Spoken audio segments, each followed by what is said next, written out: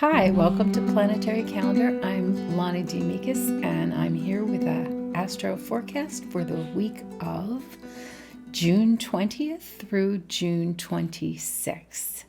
So let's jump right in for Monday, the 20th of June. We have the moon in Pisces for most of the day. The change over into moon in Aries doesn't happen until late in the day, like 8 o'clock at night after a short void of course. And of course, these times are all Pacific times.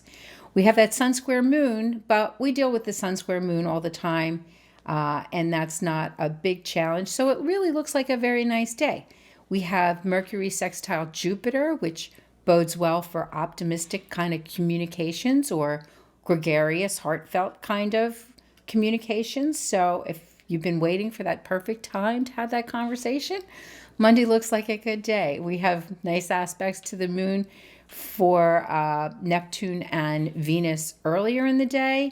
And then later in the day, Pluto makes a nice aspect to the moon when it changes into Aries. So really a good day, lots of opportunities there on a bunch of different fronts.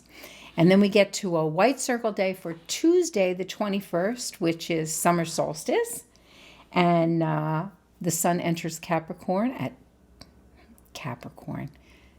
The sun enters Cancer at 2:14 a.m. So the whole day we've got summer finally here. If you live in California, you've been having summer and then winter and then spring, and then it goes back to summer. But this is the official start of summer.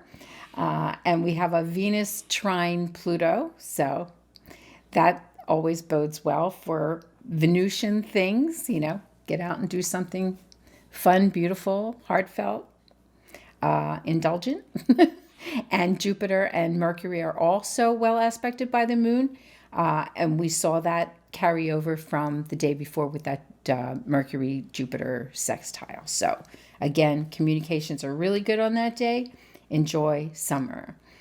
Then we get to Wednesday, the 22nd. Moon is still in Aries. We have Venus changing signs, entering Gemini. A little bit of turbulence from that, but Venus doesn't really stir things up that much. So as far as a sign change is concerned, when Venus changes signs, it's usually pretty graceful. And then we have the Mars and Saturn making good aspects to the moon. So looks like a good day for activities, action, work, getting things done. On Thursday, the 23rd, we have a sun sextile moon. Always nice to have the moon and the sun working hand in hand. The moon changes into Taurus early in the morning, and so the void of course is during a period of time when most people are not active, so it shouldn't be too problematic anyway, even though the void of course starts in Aries, which could be problematic for some. On Friday, the 24th, there's really not a lot going on, but Uranus is highlighted. So remember that the moon is in Taurus and Uranus is in Taurus, so they're conjunct. So take some time, maybe think about activities that have to do with the Earth and the planet, and or get out into nature and beauty. It sounds like a good day to do something a little outside of your comfort zone.